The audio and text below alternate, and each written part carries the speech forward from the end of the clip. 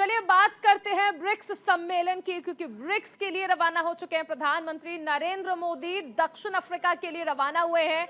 Johannesburg में 15वें BRICS सम्मेलन में शामिल होंगे। चीनी राष्ट्रपति जिनपिंग से भी मुलाकात संभव है। 25 अगस्त को ग्रीस भी जाएंगे पीएम मोदी। दक्षिण अफ्रीका के जोहान्सबर्ग में आज से ब्रिक्स शिखर सम्मेलन का आगाज होने जा रहा है। 15वें ब्रिक्स शिखर सम्मेलन में शामिल होने के लिए प्रधानमंत्री नरेंद्र मोदी जोहान्सबर्ग के लिए रवाना हो चुके हैं। बता दें कि ब्रिक्स में ब्राजील, रूस, भारत, चीन और दक्षिण अफ्रीका शामिल है, जो दुनिया की 1/4 अर्थव्यवस्था का प्रतिनिधित्व करता है। रूसी राष्ट्रपति व्लादिमीर पुतिन ब्रिक्स सम्मेलन में वर्चुअली शामिल होंगे, जबकि रूसी प्रतिनिधि मंडल का नेतृत्व विदेश मंत्री सर्गेई लावरोव करेंगे। ब्रिक्स बैठक खत्म करने के बाद पीएम मोदी 25 अगस्त को ग्रीस की यात्रा करेंगे।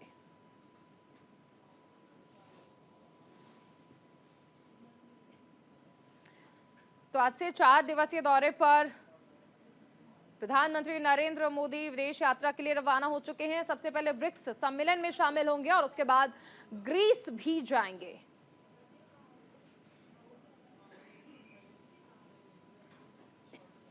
तो ब्रिक्स सम्मेलन में शामिल होने के लिए प्रधानमंत्री रवाना हो चुके हैं। आपको बताते हैं आखिर क्या है ब्रिक्स।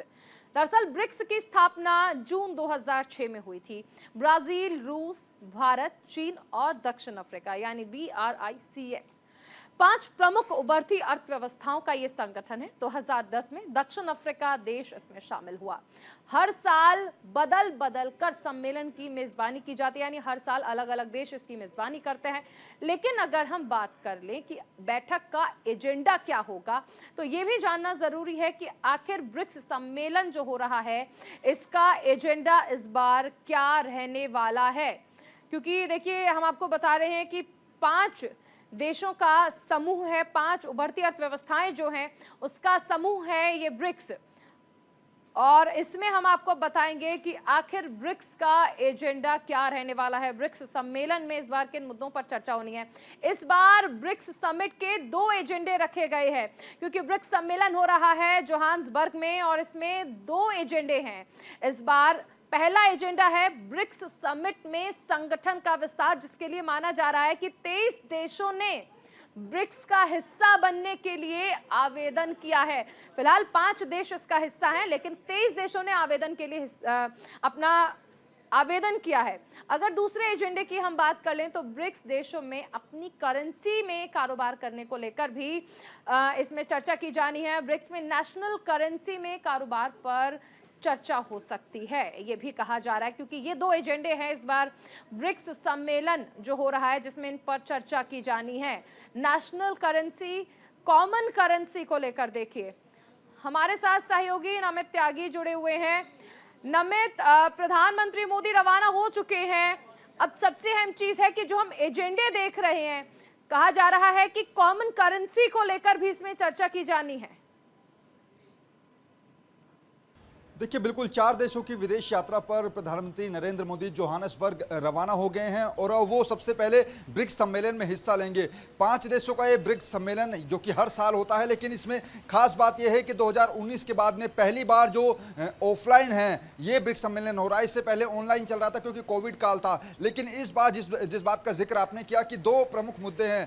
पहला तो ये कि इस संगठन को क्या बड़ा किया जा सकता है, क्योंकि 20 से ज़्यादा ऐसे देश हैं जिन्होंने अपनी याचिका डाली है, अपनी अपील की है कि हमें भी इस ब्रिक्स सम्मेलन में शामिल होना है। दूसरा ये कि आखिर ये जो नेशनल करेंसी है इसके व्यापार में कैसे बढ़ोतरी लाई जाए, ये दूसरा मुद्दा है। लेकिन यहाँ पर इन ब्रिक्स सम्मेलन के अलावा खुद ये इस बात की चर्चा ज़्यादा है कि क्या पीएम नरेंद्र मोदी बाकी देशों के जो राष्ट्रीय अध्यक्ष आ रहे हैं, चाहे उसमें रूस के राष्ट्रपति व्लादिमीर पुतिन की बात करें या फिर चीन के राष्ट्रपति शी जिनपिंग की बात करें, क्या उनसे द्विपक्षीय बातचीत प्रधानमंत्री नरेंद्र मोदी की हो सकती है। और अगर शी जिनपिंग के साथ बातचीत हुई तो उसमें किन मुद्दों पर चर्चा होगी। क्योंकि जो हमारे सोर्सेज बता रहे हैं कि अगर शी जिनपिंग के बाद, क्योंकि 2019 के बाद पहली बार ऐसा मौका होगा जब प्रधानमंत्री नरेंद्र मोदी और चीन के राष्ट्रपति शी जिनपिंग आमने सामने होंगे, और अगर द्विपक्षीय वार्ता होती है तो उसमें जो चीन और भारत की जो विवाद है, 2020 में जो गलवान घाटी में चीनी सैनिक जो थे वो भारत की सीमा में घुस आए थे, वो जो विवाद था उस मुद्दे पर चर्चा हो सकती है।